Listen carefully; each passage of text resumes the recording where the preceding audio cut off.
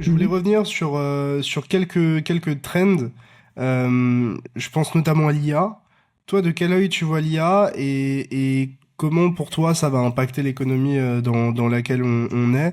Moi, personnellement, du peu que je vois et du peu que j'utilise, même si je pense que j'utilise l'IA plus que la majorité des gens qui nous regardent, Mhm. moi, ça m'en fout.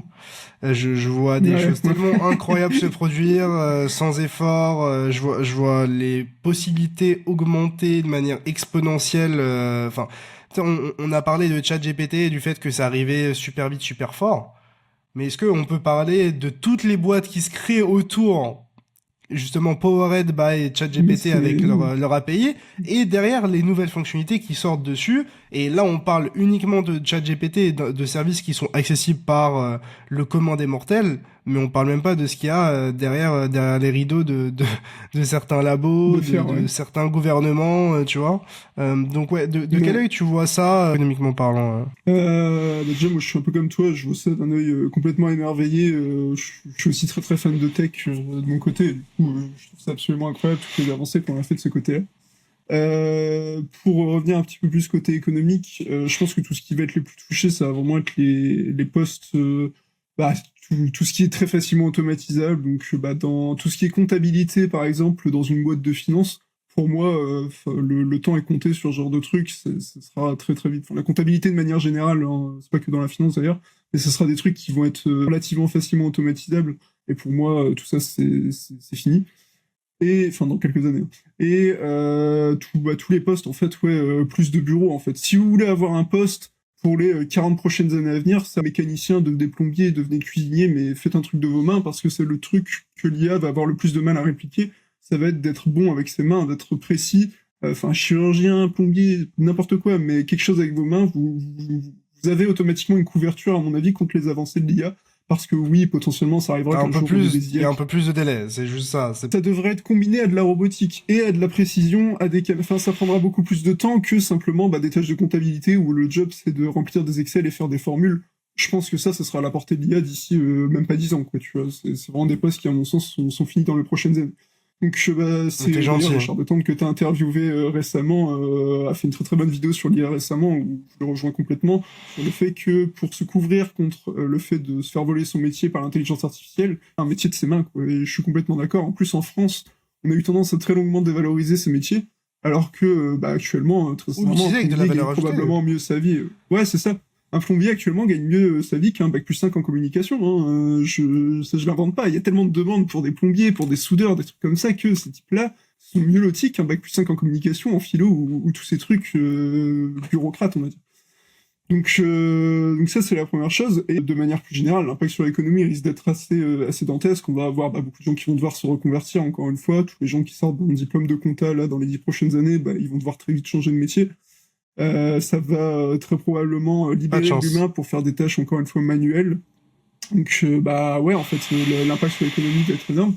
Mais on a aussi, donc, qu'est-ce que nécessite l'IA, qu'est-ce qu'on a besoin pour pousser l'intelligence artificielle. Les puces électroniques, ça va être donc les semi-conducteurs. Ce qu'on appelle les semi-conducteurs, c'est les puces qui vont permettre de calculer, de résoudre un petit peu, et que derrière, ChatGPT vous crache votre recette de crêpes avec 5 œufs. Donc, on va vraiment avoir, à mon sens, une énorme demande au niveau des semi-conducteurs. Donc, on peut s'exposer au secteur de la manufacture de semi-conducteurs via des ETF. J'ai pas des noms en tête, on peut prendre des ETF. Et sinon, on a des entreprises donc, comme TSM, donc ça c'est Taiwan Semiconductor, si je ne dis pas de bêtises. Et donc là, ça va être donc la Taïwan, c'est déjà un des plus grands producteurs de semi-conducteurs, mais c'est surtout l'usine de 90% des semi-conducteurs les plus sophistiqués. Donc, par exemple, les dernières puces, je crois que c'est A17 dans l'iPhone 15 Pro, enfin bref, les dernières puces d'Apple en Taïwan par TSM. C'est vraiment elle qui a la main mise sur toutes les puces les plus sophistiquées. Donc TSM a un gros avantage de ce côté-là sur les puces sophistiquées, et de l'autre côté, donc chez nous en Europe, on a l'entreprise hollandaise ASML, qui, elle, son job, c'est pas de fabriquer des semi-conducteurs, c'est de fabriquer des machines qui fabriqueront des semi-conducteurs. Et elle a une technologie très particulière qui s'appelle EUV, dans les détails, mais en gros, ça permet de faire des semi-conducteurs d'une précision absolument démentielle. Donc 3 nanomètres, si je dis pas de bêtises, actuellement, ils ont réussi. Je vais pas rentrer dans les détails sur pourquoi c'est exceptionnel, parce que ça va être très très long et chiant, mais ça servira à faire des puces extrêmement sophistiquées par la suite. Et il faut savoir qu'ASML, qui est une entreprise hollandaise, enfin, c'est tellement un truc de dingue de réussir à maîtriser cette technologie qui est le UV, que Joe Biden a été en personne aux Pays-Bas pour demander à ASML de ne pas vendre ces trucs-là à la Chine. Donc pour vous dire à quel point c'est devenu un enjeu national et à quel point cette entreprise est vraiment hallucinante en termes de savoir-faire. Donc moi, c'est vraiment une entreprise que j'ai sous le radar et que j'aime vraiment, vraiment, vraiment bien acheter prochainement, là, dès que j'ai l'occasion. Et donc ça, j'aimerais m'y exposer parce qu'elle a un monopole. Il n'y a que elle qui fait de la technologie UV et je la trouve vraiment intéressante. Et après, bah, ETF et TSM aussi, qui est très très prise du côté des puces sophistiquées. Est-ce que toi, tu te positionnes par rapport à ça? Enfin, est-ce que tu achètes Ouais, des bah, actions? là je t'ai Est-ce dit, que tu achètes des ASML, cryptos associés à j'en ai ça? Je sais déjà un pas. petit peu. Crypto, pas du tout. Parce que Ça ressemble j'ai à pas quoi le trouvé de graphe? projet où je me suis dit, ASML, il ressemble à ça. Hop, voilà. Ah, tu vois, il y a encore le volume profile qui rentre. Donc, le graphe ressemble à ça, donc forcément, il a beaucoup, beaucoup profité de l'année 2020, mais bon, comme absolument tout le marché action de toute façon. Et là, il est dans un canal depuis maintenant un petit moment, mais pour moi, c'est une valeur que j'achète et que je suis très content d'acheter déjà de 1 parce que, bah, mine de rien, on a tendance à l'oublier, mais bah, acheter une action, c'est acheter une part dans une entreprise, c'est financer, du coup, quelque chose d'européen. Donc moi, déjà, même si on dirait pas, c'est quelque chose que j'aime bien. Et c'est très capitalisé, je me rends Et pas voilà. compte. C'est quoi, c'est des milliards de dollars ou... En termes de capitalisation, c'est une bonne question. Là, normalement, je devrais pouvoir avoir. Oui, c'est des milliards. 234 milliards. Ok, ouais, c'est solide, ok. Donc ouais, c'est bien capitalisé, ouais. Donc, ouais, bah, pour le coup, c'est vraiment une entreprise extrêmement renommée. Encore une fois, elle a un monopole que. Enfin, personne ne peut rivaliser, quoi.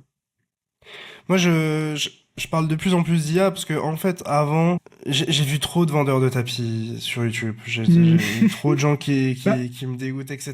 Peut-être qu'on en fait partie oui. en parlant d'IA, mais je pense que ici l'objectif c'est de parler de choses peut-être un peu plus concrètes, etc. Et moi, je suis vraiment en train de prendre en compte et de comprendre à quel point ça va changer notre monde parce que ça devient tellement concret en fait. Et tu sais, on a eu ce Ouais, c'est moment ça. où genre on a eu ChatGPT et genre ça a été ça a été un game changer.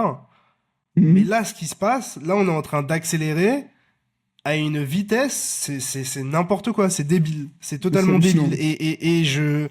Et je n'arrive pas à comprendre comment aujourd'hui, en tant qu'être humain, on ne peut pas s'intéresser à l'IA alors que ça va, enfin, ça change déjà notre société et ça va totalement la changer. Enfin, sincèrement, je vois pas ça s'arrêter d'aussitôt. On essayera de la réguler, de l'encadrer, etc. Mais je pense que c'est se mettre un doigt dans l'œil que de penser que genre ça va s'arrêter du jour au lendemain, quoi. Moi personnellement, je m'y intéresse de plus en plus. Je parlais de Arthur Hayes juste avant. Cofondateur et ex de BitMEX qui investit énormément, notamment dans des boîtes qui sont pas encore cotées et donc des boîtes qui sont dédiées à l'IA. Lui d'ailleurs, il parlait de narrative notamment autour des real world assets et de l'IA sur les cryptos. D'ailleurs, il a parlé Mhm. de Filecoin, j'ai été voir le graphique, j'ai été anéanti. Mais mais ouais, toi, comment tu retranscris ces convictions peut-être que tu as dans l'IA ou même dans la macro, dans ton portefeuille concrètement? Comment toi, tu prends en considération la TradFi, la macro, ces narratifs que tu vois dans ton portefeuille? Tu peux peut-être expliquer sur, je sais pas, les 3 dernières années, depuis que tu as investi dans le marché, comment Alors, tu t'es comporté, ce que tu as fait? déjà, première chose à dire, je suis complètement passé à côté du bull run de l'IA, là, de ce début d'année. Moi, j'étais vraiment pas du tout dedans. J'ai Je pense qu'il y a beaucoup de gens qui l'ont loupé pas du hein, tout sur là-dessus. les... Ah ouais, bah, de toute façon, il y a beaucoup de gens qui l'ont pas vu venir, en fait. C'est un mélange de extrême pessimiste de 2022 qui fait qu'il y a beaucoup de positions short sur le SPX de la part des hedge funds et tous ces trucs-là. Un mélange d'une narrative beaucoup plus forte que prévu, parce que l'IA, bon, ChatGPT, on a trouvé ça cool, mais de là à ce que le Nasdaq fasse autant de performances, très peu de gens l'ont vu venir. Et ce qui fait que moi, bah, j'ai ni gagné ni perdu d'argent dessus, je suis juste passé complètement à côté du propos. Donc, j'y étais pas. Par contre, maintenant, comme je t'ai dit, j'aimerais vraiment bien, donc moi, ça va plutôt être côté semi-conducteur, parce que je sais que tout ça, ça va demander de la force de calcul pour se développer. Et moi, c'est Il y vraiment a de ce Nvidia côté-là. aussi, qui sont bien capitalisés Ouais. dans ce domaine-là. Bah, Nvidia, là, en fait, Parce le que je truc, sais c'est que c'est trop, ouais. quoi. Si elle se fait arracher, je serais bien, mais je serais bien acheteur, mais là, le truc, c'est que juste le ratio Peut-être tu veux prix montrer les est graphes? astronomique. Enfin, ouais, peut-être, ouais, mais c'est tellement astronomique la performance que, là, je suis en 8 heures. Enfin, sur On l'année est en quoi? 2023, c'est vraiment un x4 en truc de un dingue, an? quand même. Si on prend, ouais, là, je vais prendre Même plus, en hein? year to daily, on est à plus 230, et si on prend le point bas en octobre 2022, on est à plus 300, avec un pic à plus 361. Ouais. Donc c'est vraiment énorme, et même en termes de ratio prix-gain, c'est 110, ce qui est vraiment astronomique pour le coup.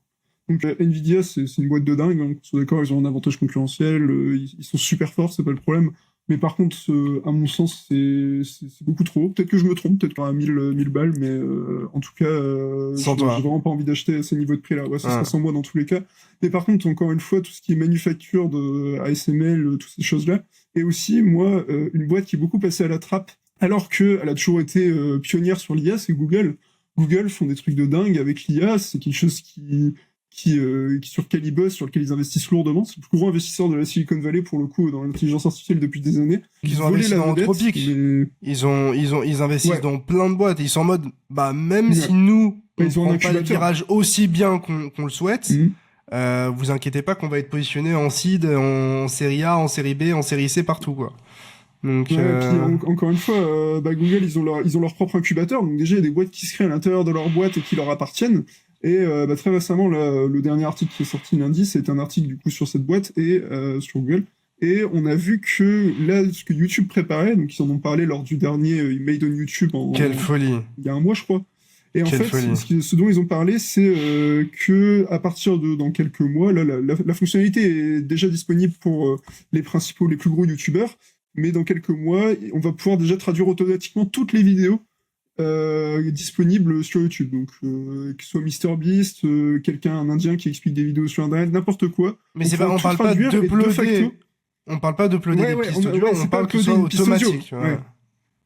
Ouais, c'est ça. Et du coup, ça va être assez dingue parce que, bah, de facto, n'importe quel youtubeur, enfin, n'importe qui poste une vidéo sur C'est YouTube fou. s'adresse C'est à fou. l'international. Déjà, c'est un truc de dingue. C'est une dinguerie. Ça, Et- franchement, on parlait de mondialisation, tu vois, etc. Mais là, c'est un niveau, Bah, c'est faire du jamais sauter la vu. barrière de la langue, c'est un truc de dingue. La barrière de la langue, en termes de propagation de connaissances, etc., c'est un truc de ouf de pouvoir faire ça, quoi. Et puis à côté, bah forcément derrière, il y a déjà des IA qui sont capables de faire ce qu'on appelle de la synchronisation labiale, donc c'est-à-dire le fait que vos lèvres collent avec ce que la piste audio dit. Donc ça permet d'avoir un rendu beaucoup plus naturel et beaucoup plus agréable. Et bah la touche finale, c'est de prendre en plus en compte la voix du doubleur original, enfin de l'acteur originel, pour pouvoir retransmettre ensuite Les émotions, des voix en l'intonation japonais. et tout. Ouais, c'est ça, Ouais. pouvoir retranscrire tout ça. Et du coup, Google, elle a Aloud, donc Aloud qui est une boîte qui fait partie de son incubateur et qui permet de traduire automatiquement des vidéos. Et bah, là, la question se pose. Du coup, la boîte leur appartient. Est-ce qu'ils vont pas en profiter pour aussi aller du côté du cinéma, parce que ça les intéresserait bien d'avoir un film avoir un logiciel qui double automatiquement 100% des films qui sortent, ça les arrangerait bien. Pareil pour l'industrie de la publicité. La publicité, généralement, c'est juste retransmis en toutes les langues, donc ça pourrait complètement intéresser cette industrie.